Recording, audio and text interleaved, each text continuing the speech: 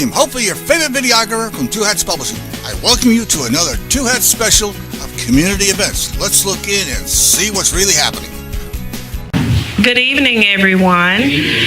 Welcome to the public outreach meeting put on by the City of Dallas's Office of Homeless Solutions. And so I'd like to give you all a quick bio of our fabulous director, Ms. Monica Hartman. So Monica Hartman joined the City of Dallas in March of 2018 as the managing director of Office of Homeless Solutions. Prior to joining the City of Dallas, Monica was the Deputy Director for the Department of Community and Economic Development with the City of Cincinnati. Monica has also enjoyed roles with Atlanta Housing Authority, City of Atlanta, and Fifth Third Bank. Monica received her BS in Sociology from Miami University and her Masters of Community Planning from University of Cincinnati. Monica is certified by the National Development Council as a Housing Development Finance Professional and an Economic Development Finance Professional. In her spare time, Monica enjoys spending time with her husband and teenage son in the pool, at an amusement park, or riding her Harley-Davidson 1200 Sportster.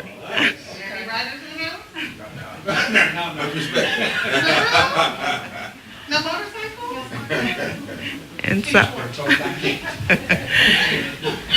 And so I will turn it over to Ms. Hartman. Thank you very much, Latrice. Let's give her a round of applause for that fabulous introduction. I'd also like to acknowledge a couple of my other staff who are here, Ms. Tony Lambert, as well as Ms. Sharon Counts. Thank you guys for all that you do. I noticed that I have Dr. Woody in the house, and I have to acknowledge one of my fabulous partners. We are big in the Office of Community, the Office of Homeless Solutions, on community engagement. And I'd like to recognize Robert Ceccarelli. He is one of my favorite people who makes sure that I have a pulse for what's going on. So I just wanted to acknowledge you for that. Thank you for coming. And the young ladies that I met today, thank you for your time here. The purpose of these sessions is to talk about our 4-track strategy plan and to get feedback. So by feedback, what I mean is this is your opportunity to tell me what you like, what you don't like, what you think we should consider, what you think we should not consider. Like, we're taking and we're tabulating, we're taking all this information so that we can see where we can implement it into our plan. So I know sometimes people aren't comfortable speaking in a public fashion, so we have a comment card. So if there's a question or something you want to share but you're just not comfortable, please feel free to just write it on down. You can give that to us at the end if there's a space for you to put your phone number and email, and myself or one of my staff can follow up with you if you have a specific question. So before we get started, I just wanted to get a feel for who we have in the room here. I see that we have Dr. Woody, who is one of the homeless service providers, stakeholders. We have Mr. Robert Ceccarelli, who is an advocate and has that living experience, life experience of having been homeless. I see we have some city staff here with Community Court, so I want to acknowledge you as well. For the 2 young ladies that are in the room, are you guys just concerned citizens, advocates? Do you work in a nonprofit or social service agency that deals with the homeless? I'm a social worker. I'm a social worker in Dallas, in the Dallas area. Well, thank you for what you do. And I'm the pastor at Eastminster Presbyterian Church, and we sit on the corner between Jim Miller and Buckner and do a Saturday morning breakfast for the last 5 years for our neighborhood and for the homeless, and just an increasing population of the homeless in our area, and just we want to be part of the solution and not part of a problem. Awesome. Thank you so much for attending. So we have limited time, so let's jump right in. I'm going to go over some statistics and then jump into the strategy. But at any point in time, this is interactive, so you don't have to wait for me to finish the presentation. If you have a question, just shoot up your hand, and Ms. Tony will come by with a microphone, and we'll get right to you. I wanted to first start by just talking a little bit about the Office of Homeless Solutions. We were created in October of last year, so we're not quite yet 1 year old, so I like to remind everybody that we're new in our mission and our job and our function, and that this strategy is one of the first big pieces of our strategic plan. We have approximately 35 staff, and when we were created, we had some staff that came from the police department as well as the housing department. So they've combined, and then we've added on some additional roles. A couple that I just want to highlight. As you guys know, data is everything. So we created a position that is an operations and performance manager so that we could start collecting data with our partners and really track not only the homeless population, but track our performance measures and our outcomes so that we can always have continuous improvement. We also have switched our roles for our outreach workers. So previously they were in the police department in a unit called crisis intervention. And of course, with it being in the police department, it's that feel of, enforcement, the police, heavy-handedness. And one of our key things that we really pride ourselves on is being advocates for the homeless. And it's really a challenge to be an advocate for the homeless if one day you're saying, hey, Monica, I see you out here on the street. You don't look like you had a meal today. Let me help you. Can I get you into shelter? Do you need help with these services? And then 2 days later, I'm coming by and saying, hey, you can't stay here. You got to go. You got to move. So we've changed that function. So we'll have staff that are focused purely on advocacy, and then we'll have a separate team that will do more of what we call like site resolution. So as we're going out in the community, making sure that we can keep it as clean and safe as possible. So I just wanted to mention that. We're really excited about the creation of the office, and you guys will be hearing a little bit more from us probably September, October timeframe, just related to our strategic plan. But as I mentioned, this is really our first key piece of policy and legislation, so I'm excited to share it with you today. So let's just go ahead and start with just talking a little bit about the state of homelessness and what we know today. So are you guys familiar with the point in time count? I know you probably are, being in the social service. Dr. Woody knows all about it. So it's really one day, it's typically in the month of January, where the goal is to go out and count those who are homeless. So they pretty much will focus on those who are in shelter and then those that are unsheltered. It's typically a 12-hour time period, and those that we come in contact with have to self-identify as being homeless. And that's what we use to track our numbers. We know that it doesn't contain the entire population, but it just gives us a number to go by year to track and see how we're doing. So for the 2018 point in time count for the city of Dallas, there was just under 3,600 that were identified as homeless. And out of that 3,600, 1,098 were unsheltered. So unsheltered means they're not in a shelter system. They could be living under the bridge, they could be in a park, they could be staying with a friend, but they're not in a shelter. I see you had a question over. Oh, just real quick. How many do you think weren't counted or weren't identified? You have an estimate on that number at all? That's a great question. So what we estimate is that that number could potentially be double of that. Would you say that's a good estimate, Dr. Woody? Yeah, we think it's pretty much double that. So that just gives you an idea. And to give you an idea of how we are tracking on that, that is a 9% increase in total homelessness and a 23% in unsheltered just from the previous year. So from 2017 to 2018, that was an increase. So I've been with the city approximately almost 4 months, not quite at my 4-month timeline, but when I came to the city and I saw those numbers, I said, we've got to come up with a solution. Of course, you always have to do your due diligence. You have to plan. You have to be smart. You have to be strategic. But I told my staff we don't have a year for us to create a plan because just honestly, we're in the city of Dallas. It's hot. We can't afford to not come up with solutions as quickly as possible because we have our friends and family members who are out on the street. So I've pushed my team really hard for us to, within a short period of time, to be able to present something to City Council. So that's what we're going to talk a little bit tonight, and I'm really excited to get your guys' feedback. So I just talked a little bit just about the state of homelessness and the increase. You'll notice on the PowerPoint, I want to mention, please fill out your email, and I will email it to you. I noticed that because our color printer was having challenges, they're black and white, and it's really hard to see. I just noticed that. So unless you happen to have really good eyesight, you may not be able to read much of it. But if you put down your email address, I'd be more than happy to send you a color copy so it's easier to read. But it talks a little bit about the demographics. So if you could see it on the slide, it's about 65% that's African American, about 33% that is Caucasian. At a couple of meetings ago, a couple of folks wanted to know what percentage of that was Latino. And it's not on the chart, but it's about 16% of those numbers that are Latino. We also looked at a couple subpopulations that are of interest to a lot of people regarding the homeless. And you will notice homeless veterans that we're able to identify 52. And then for those who are elderly, about 114. So just wanted to give you an idea of that. For some of the other populations that are noticed on there, you'll notice that there's low numbers.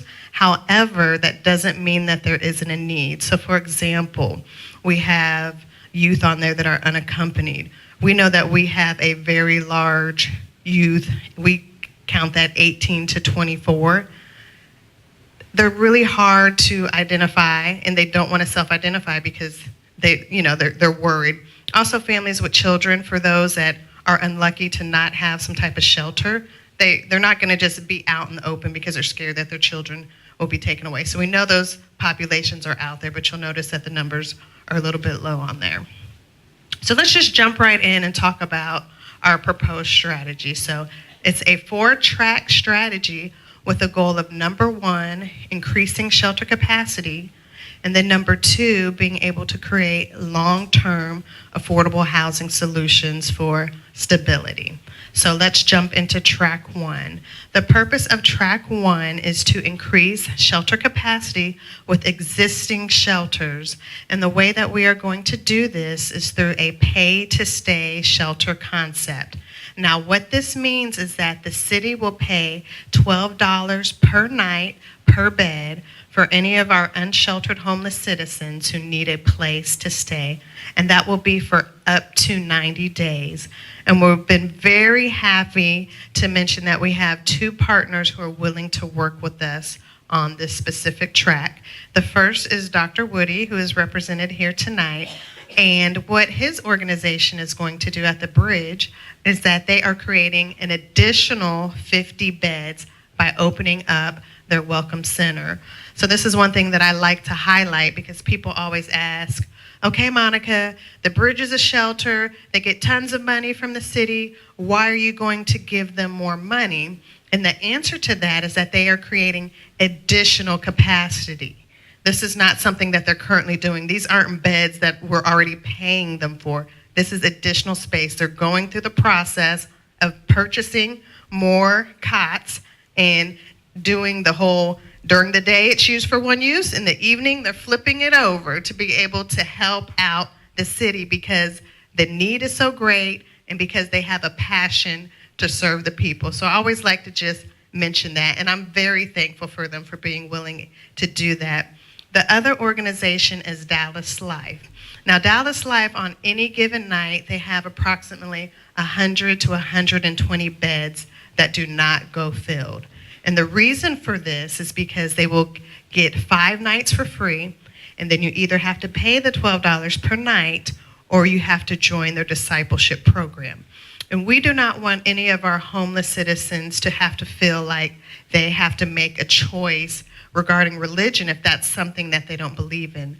So with this project with them, it is mandated that they cannot force any type of participation in, sanctuary, worship services, discipleship program. They can, of course, make it known, and if someone's interested, provide details. But any of the money that we give to them cannot be used for that purpose, and they cannot force anyone to to participate in that piece. So, yes, ma'am. Are you saying Dallas Life or Light? Life, L-I-F-E. Okay. Yes, ma'am. Any questions? Welcome. Come on in. Thank you for joining us. We just got started. You have your beautiful family with you? My niece and my daughter. Thank you guys for joining us this evening. We just got started. I was going over the first track of our 4-track strategy, and the goal is to increase shelter capacity. And this is a pay-to-stay shelter concept where the city will pay $12 per night per bed for up to 90-day stay for any of our unsheltered citizens who would like to have a place to stay. So we had just got started. Robert Ceccarelli has a question.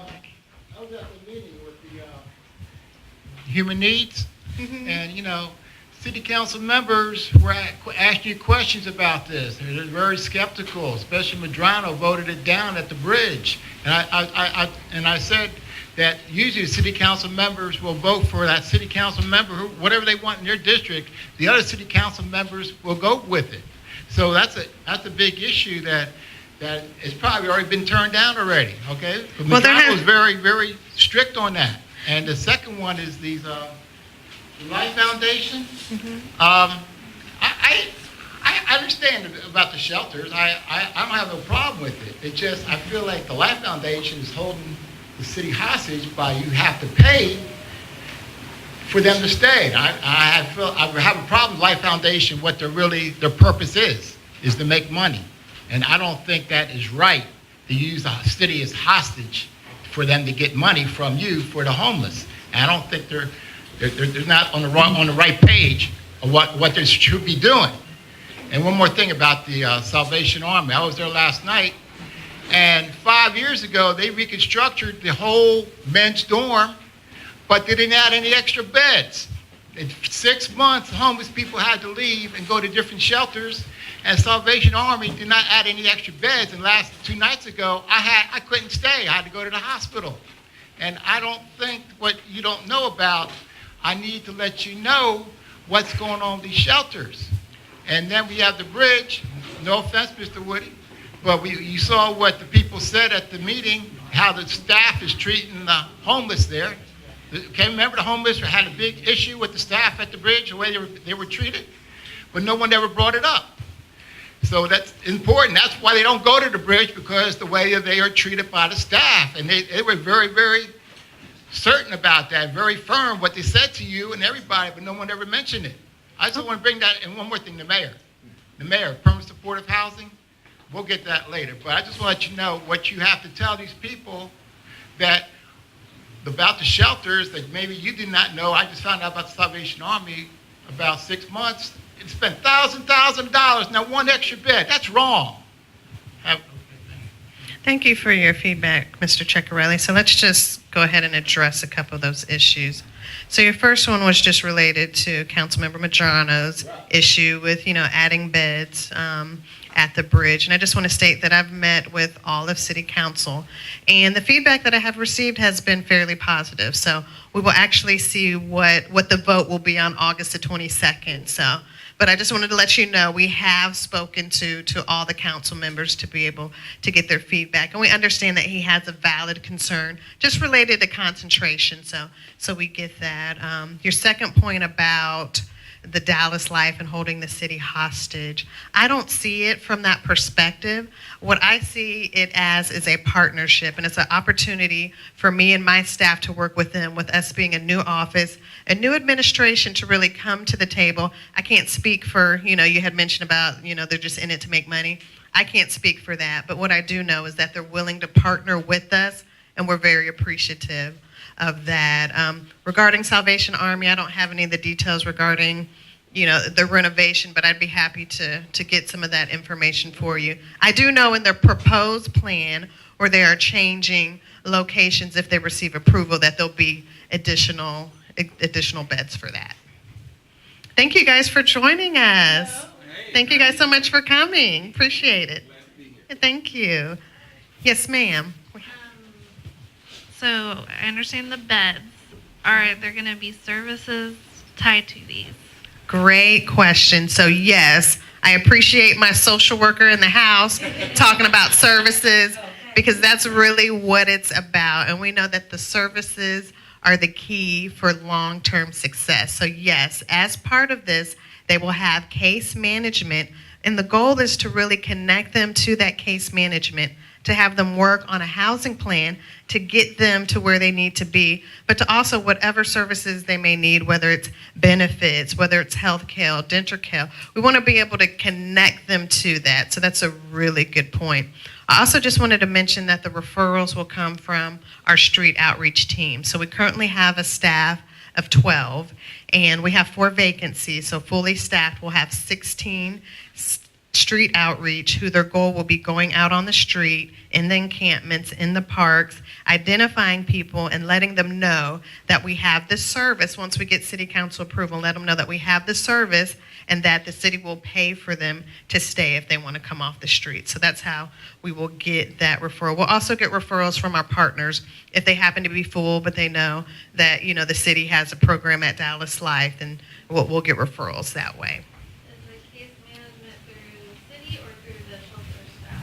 So it's a little bit of both. Yeah, it's a little bit of both. So we have some in-house staff that can do case management, but we also anticipate to be able to utilize case management from the Bridge and Dallas Life. Great questions. Yes, sir. Good evening. I would like to speak on behalf of the resident of 75241. My question is that what I've seen on the news, the news don't show you everything, but what I have seen is that they're trying to reach out to those that's willing to accept help and want help. And my idea is that once you reach out to these people, what would be the further action that will happen once you reach out to them, regardless of their status? Great question. So we currently have street outreach, and this is what they do. They're out and about, the boots on the ground, going to talk to the homeless. They let them know what services are available. However, we cannot force anyone to take us up. But what we do try to do is to get their contact information, get them in a system, and just continuously try to come back and interact with them. And we know that it takes some time. You have to really work on building that trust for someone to really feel like, okay, Monica, she's been by 3 times this last month. Maybe I should hear what she has to say or give her program a chance. So that's just something that we just have to continuously do. But once we get and gain their trust and get them into a situation where we can house them, we want to connect them to whatever resources they need for them to be successful. And that's really the key, whether this is job training, workforce training, whether, they need some help with any type of addiction or substance abuse, but being able to connect them to whatever they need to be the best person they can be. That would be the goal. Great questions. I wanted to talk just a little bit about the purpose and what we're really trying to track with this. So I mentioned before that my staff would be doing the referrals, so we'd be tracking the number of referrals that we received. We also be looking at the number of housing plans created. So this goes back to the case management to see how many people are willing to work with staff to say, okay, I have no place now. What do I need to do to be stably housed? We'll also be looking at the different services that are provided. So we're really excited about that. I mentioned before that we will be presenting to City Council next Wednesday on August the 1st. And at that presentation, it's just an overview of this 4-track strategy. After that, though, if we receive approval from City Council to move Track 1 forward, it is our goal to have both Dallas Life and the Bridge contract on the August 22nd voting agenda. So in terms of what we need for this piece to move forward, these contracts will need City Council approval, and the proposed date for that to happen is August the 22nd. Robert, did you have a question, or are you stretching? Yeah, I have a question. About the Life Foundation, what we heard about the Bridge and the staff, I would suggest that you really stay track with the Life Foundation about their faith, and they can't be trusted, all right? And like I said, these staff members at the Life Foundation, their purpose is to God and God and God, and they might want to change the homeless mind and go into the discipleship program, even though they are getting paid $12 a day. So you got to be careful with that very, very strictly and monitor it. If you don't, I'm afraid you might not be monitoring it, and it's going to go crazy. And everybody's going to be very unhappy about how they're going to put the pressure on the homeless to change. and they'd like to do that. They take advantage of homeless, and they want to, bring them down. Be careful and monitor it. I don't know how this is going to work, but I'm just giving you forewarning what will happen. Thank you for that, Robert. I really appreciate it. And let me tell you just a little bit about how city contracts are structured. And Dr. Woody can attest to that. It'll be very spelled out, very specific as to what they can and cannot do. And then if there's a breach in contract, there's remediation, and there's things that will happen. So we will have staff that will be out there monitoring it. But I just want you to know that this is just not Monica saying, you can't force anybody into the program. It's going to be written in their contract. They will sign it. The city manager will sign it. We will have compliance and monitoring of it. And if there's any issues, it will be addressed. And basically the way things are addressed is money is taken away. Right. So. But I have to say something. What you heard at the bridge about the staff at the meeting, has anything been done about that when the mayor was there? And it was very, very specific what the problem with the bridge is? And have you done anything about the way staff is treating the homeless at the bridge? Great. I haven't heard anything about it. Everyone's kept quiet. So, great question. So we meet with Dr. Woody and his team, myself, on a monthly basis. My staff are over there much more frequently. I actually have 8 staff that are housed at their location. So we're really in tune with what's going on. I don't want to sugarcoat everything. I know nobody's perfect, but what I can say is that Dr. Woody and his team are doing the best job that they can. And from a leadership perspective, compassion, empathy, and treating people with respect is something that he demands of his staff. So, anytime we're aware of situations, we have that communication and we work through it. People are people. Sometimes people have bad days. You can't necessarily dictate if someone speaks with someone harshly or something like that. But from a system level, that is something that we work on. And I don't know if you have anything you want to say on that, but.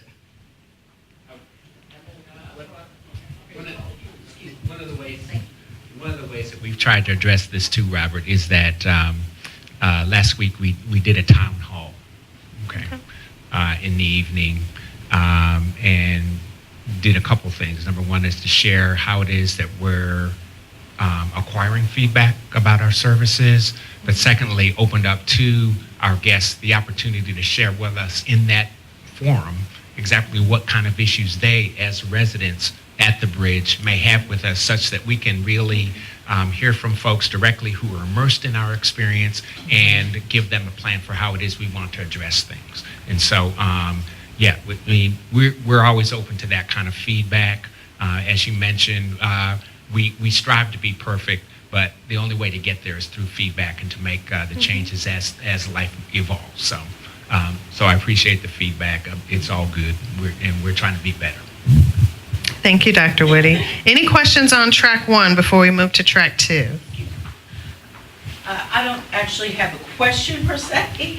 Good evening, everyone. Thank you. Good evening. My name is Pastor Donna Slater. I'm with New Millennium Bible Fellowship, and my husband, Bishop Slater, here. I'm also here on the advisory board at the MLK Center. So I was sent here because at one point in time, Ms. Nadia had also said that she would be interested in speaking with some of the faith base on getting involved. So that's why I thought this might be the first step that we need to do. So anything that you have leading up to that would be appreciative. I was looking at, the other night, I was looking at the attachments and the tracks and everything. So I do recognize, so track 1 is working with the places that you have available now. Correct. So it's existing shelter providers, correct. Okay. So as we jump into track 2, this would be the opportunity for faith-based partners to get involved, as well as track 4. Okay. And potentially track 3 if you own any property. All right. Thank you.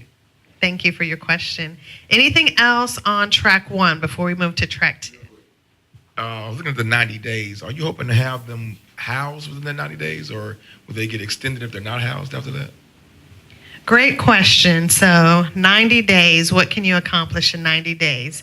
We know that it's extremely aggressive However, we know it can happen. We had several members of our COC that engaged in a 90-day challenge, and they were able to house 219 people over 90 days. So we know it can be done, but it took really additional capacity and resources and just a focus on that. So we know that it can happen. However, one of the challenges to make that happen is the availability of affordable housing. So we'll get a little bit more on that, but right now, our hope is throughout with all the different pieces of the track is that we'll be able to move people out, to move people in, to move people out, to move people in, to be able to kind of have a nice flow. But that's a really good question. For us, success would not be someone being housed for 90 days and then they're back on the street or under the bridge. That is not success. So for us, the key is getting them engaged, starting that housing plan, and being able to get them to their next step that keeps them sheltered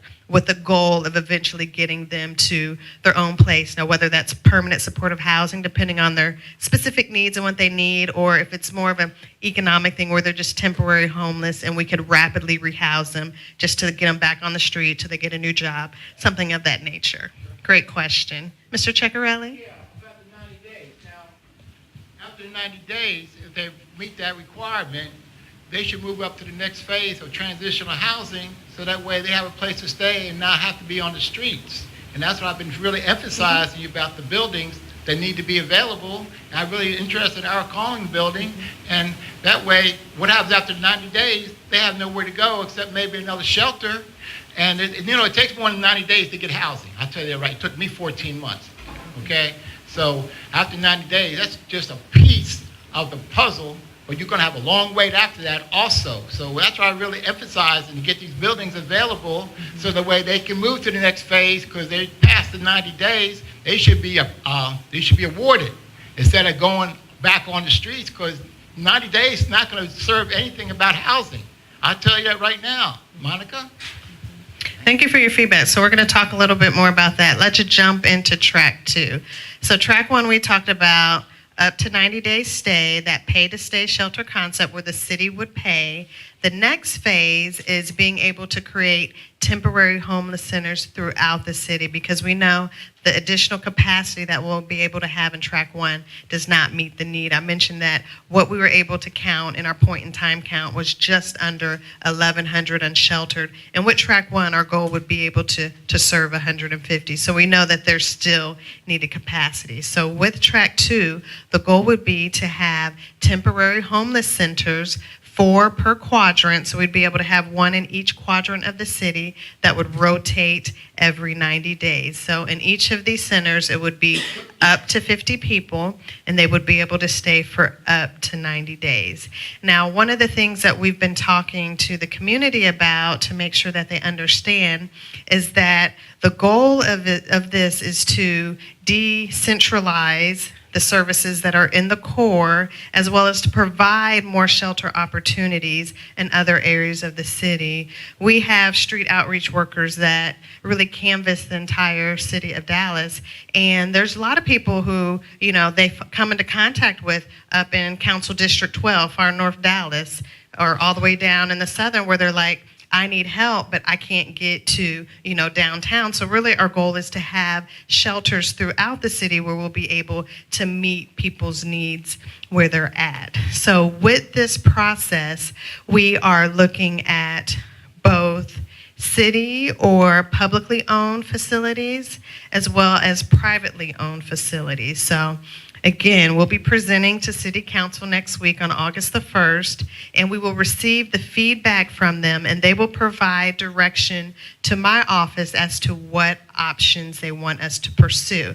But at this point in time, we would like the ability to look at both. So in order to do that, though, it requires code amendments. So right now, you can only have overnight sheltering if you're zoned for that use. So if we wanted to, say, take a vacant school and utilize it, it would have to be zoned for that use. If we wanted to use one of our recreation centers, it would have to be zoned for that use. If we wanted a church that had a community space that was available that wanted to host families overnight, it would have to be zoned for that use. So that is something that we will be talking about next week and talking about what those zoning changes would look like. So stay tuned. I highly encourage you guys to participate if you have any thoughts or feedback.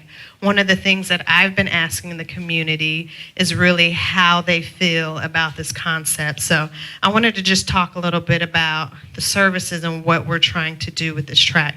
So it's pretty much what you would think of as a shelter experience that you are taking to another location.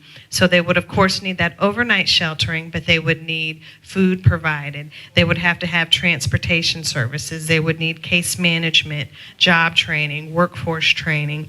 We talk about recreational, pro-social activities, fun stuff for them to do, really helping them get integrated back into the communities. One thing that homeless people experience is isolation when they're going through this experience. So as we're doing this, we really want to get them back reconnected to community and feeling like they are a part and not a second-class citizen. So that's something that's really important to us. We will need for security to be provided at the site. We will need for sanitation services, so toiletry services, shower services. We will need storage. We've been talking about potentially for those that have pets, and that's a barrier for them coming off the street. If we could somehow either have a location that has kennels available or, partner with another agency to take care of that. So we're thinking of all the different pieces that we need to be able to have a shelter on site. And the way that we will do this is through a competitive RFP process.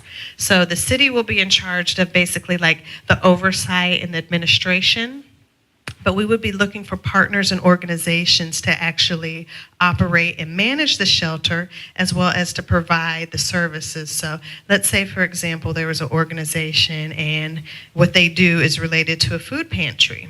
They might say, well, Monica, I don't have a building that I could host these families, but I have a business or I have a service where I could provide food for that. So they would be able to bid basically just on that specific piece. So you could bid on the specific pieces and services, or you could say, just my organization, we're able to do the whole operation. So that would be something that we have to go through the process of getting city council approval to move forward before we'd be able to release that. But it will be a competitive process. And if you guys make sure that we have your contact information, we can make sure that you guys are involved and informed when that goes out. We anticipate that we would release it probably in September, early October, just depending on how the process with City Council goes. Yes, sir. Yes, on what you were just stating for as the process of the organizations, I do work with a nonprofit organization where they do give out to the homeless clothes and food and whatever the necessity is for the homeless. So I can give you all my name and contact number and have you all to get in touch with the owner of the nonprofit organization to where we can be able to touch bases with you all to be able to be a lending hand to those that is willing to accept. That'll be great. Thank you for that. I wanted to talk just a little bit about some of the subpopulations that we're really looking to target with this track. We are looking to target families with children, for those who are disabled, veterans.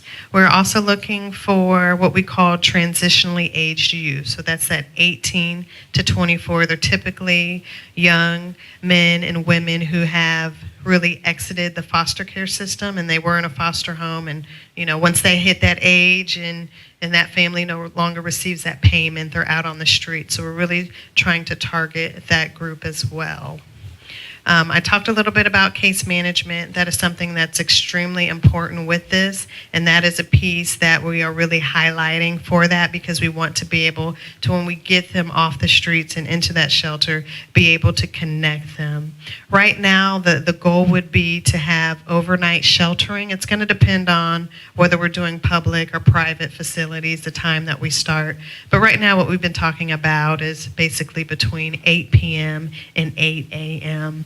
We also need day services. This is really key. Our providers do a phenomenal job providing those services, but again, we know that that's a capacity issue as well. So we are looking for organizations throughout the city if they would have a space available to say, okay, Monica, I don't have space for them to stay, for 50 people to sleep overnight, but I have space where they could come and do job training, workforce training. I could host a yoga class. I have, outdoor space where we can do kickball. Whatever your programming is, we're looking for people that are interested in just being able to provide those services. And a lot of the complaints that I hear just throughout the day and my role and my responsibilities is related to our homeless citizens,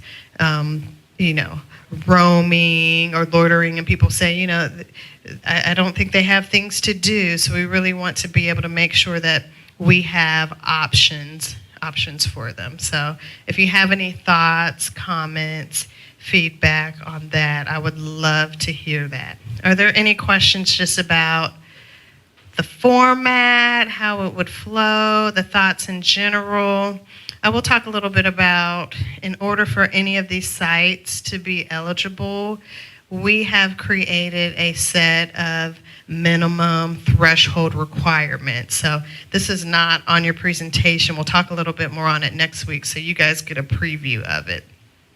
So number one, these facilities cannot be located within 2 miles of any existing shelter that serves more than 100 overnight clients. So any location, because we're really trying to get at that concentration, it must not be located within 2 miles of an existing shelter that serves more than 100 overnight clients. Number two, it has to be in compliance with all city building, fire, and any other codes. So what this means is that it cannot be fallen apart, run down. It must have all the health, life, safety. So you're thinking about fire alarms, you're thinking about doors, egress. They would need all of that. The second one is that it would have to be in compliance with Texas accessibility codes. That's just related to ADA compliance. And then the third thing I mentioned is that they would have to be able to have a designated area that could be exclusive for the sleeping of our homeless guests between 8 p.m. and 8 a.m. So that means they would have to have a space that could just be for those clients. It could not be a space where it was also hosting, coffee and donut session or something during the same time. They would need to be able to have that exclusive space. So once they meet those 4 minimum threshold criteria, then we have a set of other criteria that we would score the locations by, and then we group them into 3 different categories. The goal would be is that we want to ensure that the sites that we select are in good areas. So we're looking at things such as it not being located in a DPD hotspot area. We don't want it to be crime-ridden. We also would like to really have opportunities that have greater choice for them. So we're looking for facilities that are located in areas that have less than 20% poverty rate. We're also looking for areas that are close to public transportation because we know that transportation is really key for them to get around. So we're looking at transportation. If it's not a recreation or community center, we'd be looking for them to be located within, 2 miles of that so they have access to libraries and things of that nature. So that's just a little bit of some of the things that we're looking at. Robert, I believe, had a question in the back. Yeah, I understand what you're saying, but when we talk about this, With the homeless, how are the citizens going to be aware what type of person is going to be living in that area?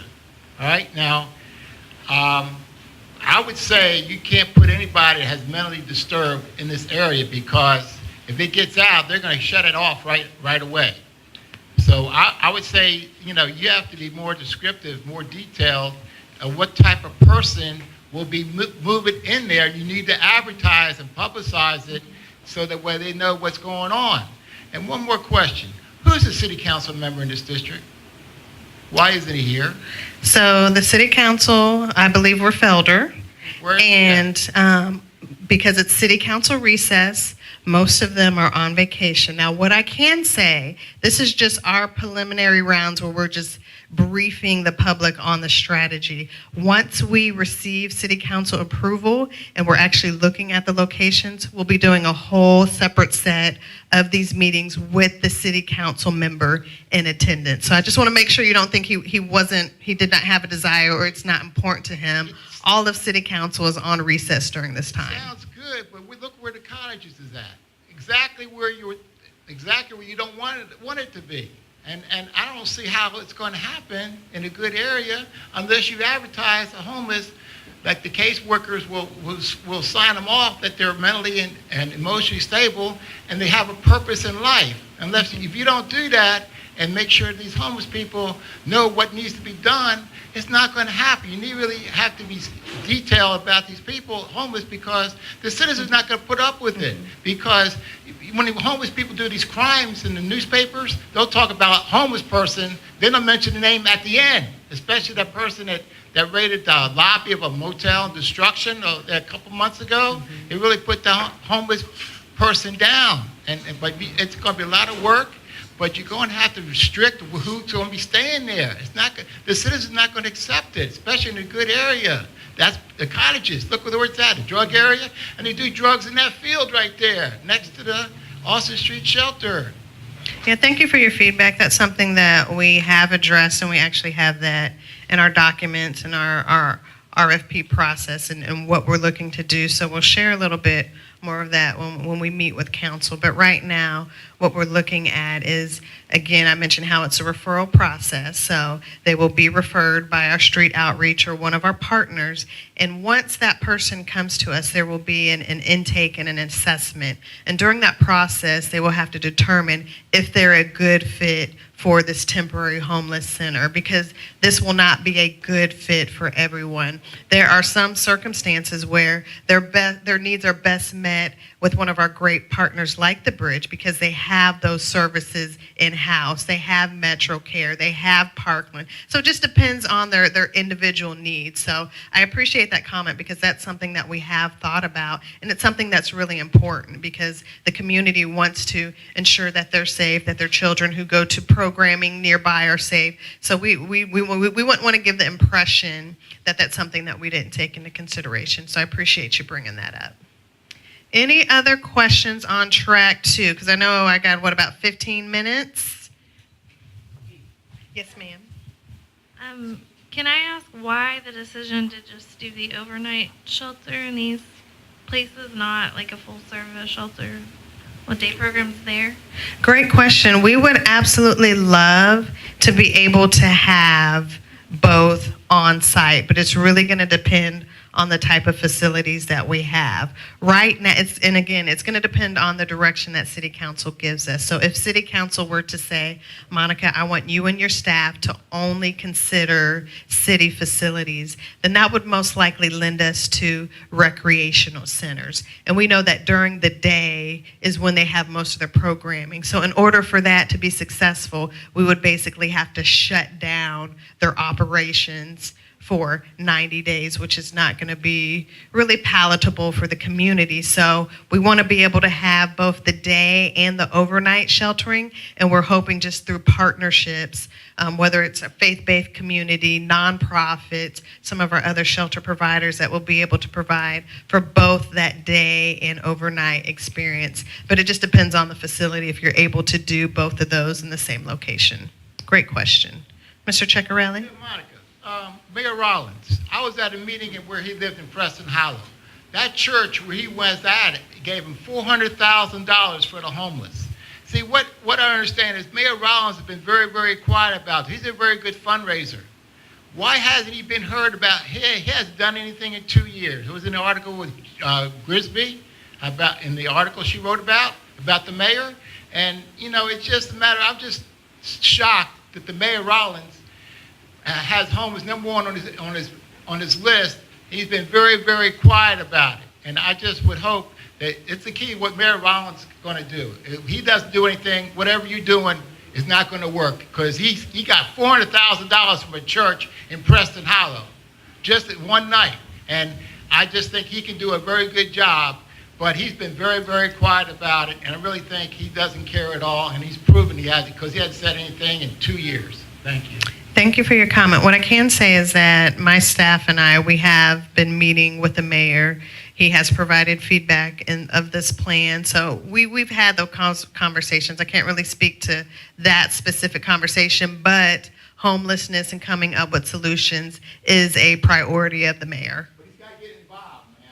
He's got to get involved. I will pass. I'm meeting with him tomorrow, so I will pass on that feedback. I have a meeting with him tomorrow. Please do that. I absolutely will. He hasn't done anything at all. I absolutely will pass on that feedback. Well, we got about 10 minutes left, so I want to make sure I can get through the next tracks.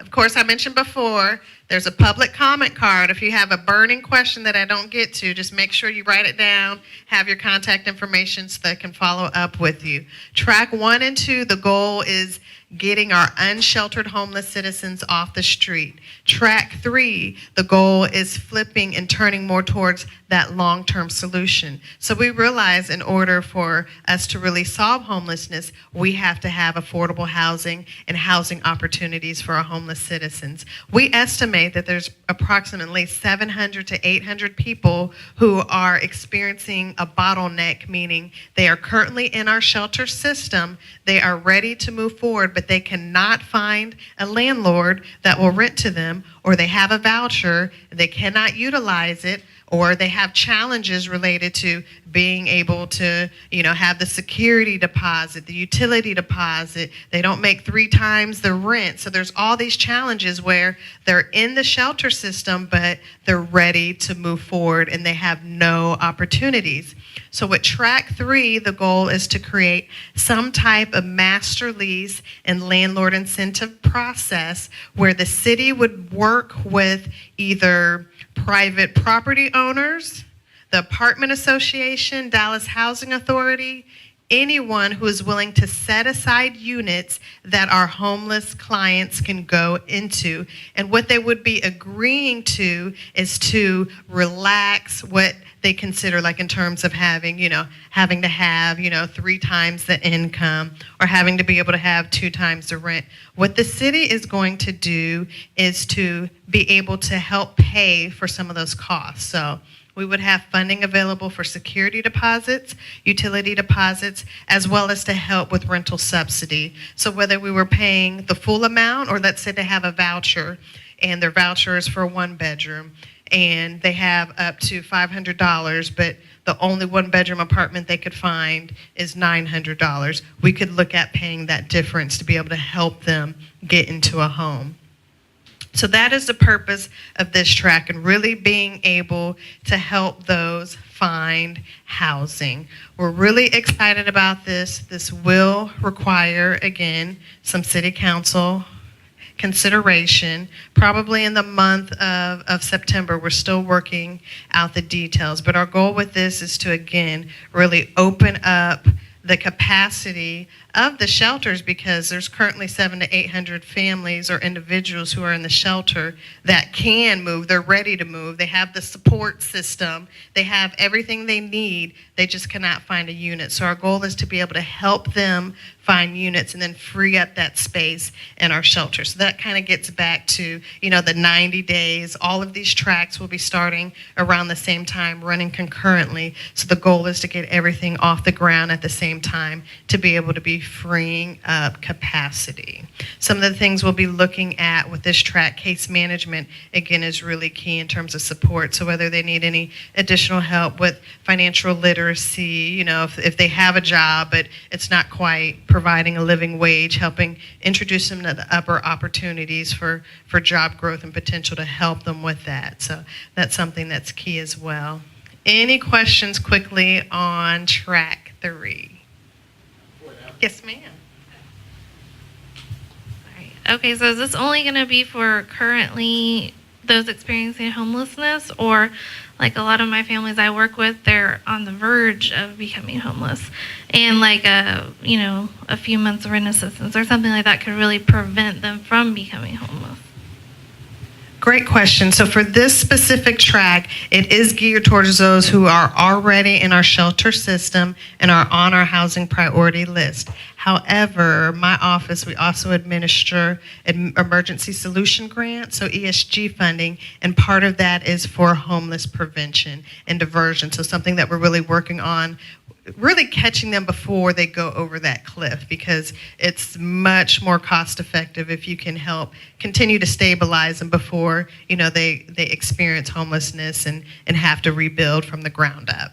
So that's a great point. Yes, ma'am. What did you call that? It's ESG, Emergency Solutions Grant. Wonderful. Wanted to mention also for this track that in order for it to be successful and to move forward, we will have to have some money that is provided to us through a budget enhancement. And the budget town halls are going to be coming up here starting in I can't believe we're almost in August. August is next week. So I'm like next month, but it's really like starting next week. But so in the next couple weeks, they'll be having the budget town hall. So you'll start hearing the city manager's proposed budget. And that would be one of the items in my office's specific budget related to this. So you'll see that there's a number on there on the paper. However, we don't know what the number is going to be because, again, the city manager proposes and then city council deliberates, and you never know what the number will end up at. But our goal internally, we would like to be able to help at least 100 families. And what we estimated in order to be able to do that is to be able to provide up to $1,000 per family per month. So if you were to just do the math on that, it's about $1.2 million. So that is our goal. But we'll see what actually shakes out in the budget development process and what we're able to receive funding if this is a specific track that the city manager and the city council would like to move forward. So that is track 3. Track 4 is our final track, and the purpose of this is really to develop and create housing opportunities. So last year, City Council approved a $20 million bond, and that $20 million bond was to create housing opportunities. Now, you'll notice in the language that it's a couple of specific populations, so it talks about permanent supportive housing for the chronically homeless. But it also talks about rapid rehousing for elderly, disabled, families with children. So those are opportunities for all of us. It also has money available for day shelters. One thing I do want to mention for day shelters, this would most likely be in combination with some type of housing development. So say you would have some type of day shelter on a first floor of a building, and then you could have transitional or rapid rehousing or permanent supportive housing above. I do not see, City Council doing any just one-off specific day shelters, but something in combination with a housing development. So we have $20 million that we can utilize for this. We're very excited about that. However, we realize that $20 million is just seed money, and it's just for GAP financial assistance. We estimate that we need to create over 1,000 units over the next 3 to 5 years. And we know that we cannot create 1,000 units with just $20 million. So in order to make this successful, we are partnering with a couple of people. So the main partner for this track is our Dallas Area Partnership. And their specific goal is to help in that fundraising and financing effort. And we're looking for philanthropic, we're looking for nonprofit, we're looking for the business community to really step up and to be involved in the solution by providing some financial resources. We will be having a competitive process to really enable these funds to be out in the community. So I wanted to make sure you guys are aware of that. Whether you're an organization does housing development or you wanted to partner with a developer. So we will have a process where we talk about the criteria and what we're looking for that. And we would love to see some partnerships because that's really where you can leverage not only time, but resources and money. So we're looking forward to that. So make sure I have your contact information if any of you guys are interested in that. In terms of the type of products that we're looking for, we would love to be able to take some older, dilapidated buildings and put them back to productive use. So we would love to see old industrial buildings, manufacturing buildings where we could do an adaptive reuse, where we could create something, we could really activate the space, the neighborhood where they're at. We would love to see projects that had community serving space. So whether it was just a community room that you could rent to have parties, neighborhood association meetings, watch night parties, whatever, but also if you were to have a small coffee shop or a small deli, a laundromat, I know that's something that's really needed. Just different things to really support the community and provide a need. We would love for some of our neighborhoods that have a food desert to be able to have a small, deli or grocery store there. And then also just have housing on the top. So we'd like mixed use, so meaning it has multiple uses, not just residential, has some commercial or community serving. And we also like mixed income. We do not think that all projects should just be one, whether it's all market rate or whether it's all affordable housing. So we think you really have that richness in that community when you're able to have various. So we're looking for projects that would have some units available for those that are experiencing homeless, but would also have units available for workforce housing. So you think of those who work in our restaurants, you think of those that help serve our great city, whether they're our teachers or our firefighters or our police officers, but have housing that they can afford. Because I don't know about you guys, I relocated from Cincinnati, Ohio, but when I saw the housing process, I was like, whew, this is a lot. It is not, it's a challenge to be able to live here in the city. So we want to be able to make sure that we have opportunities for everyone. How much time? All right, well, I wanted to make sure that I can answer any questions before we get out of here. Yes, sir?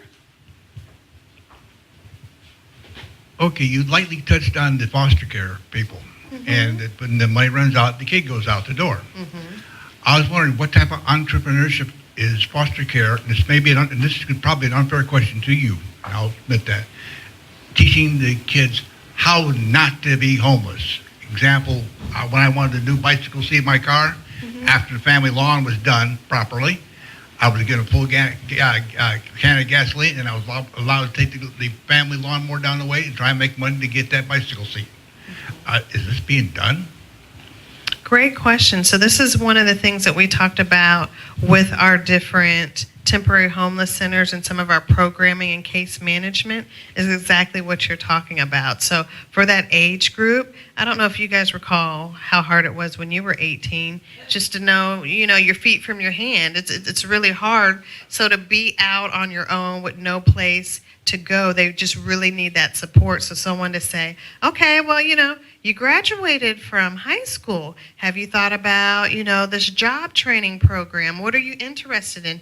It may be a 4-year college, it may not, but getting them, whether it's entrepreneurship, whether it's some type of 1-year program, whether it's, plumbing, contracting. I mean, these are great jobs that will be able to provide a living wage for them. So just making sure that they have that support and they're connected to resources, and that's really the key, especially if you can catch them at that age. If you just get them connected to what they need, they can be successful. But entrepreneurship is something that's very interesting, especially for these young kids. My son's 14, and all he wants to do is be able to make money as easy as possible. So I think when you can get them when they're young and they have that passion and that energy, the sky can really be the limit for them. So I appreciate you bringing that up because that's something that's really important.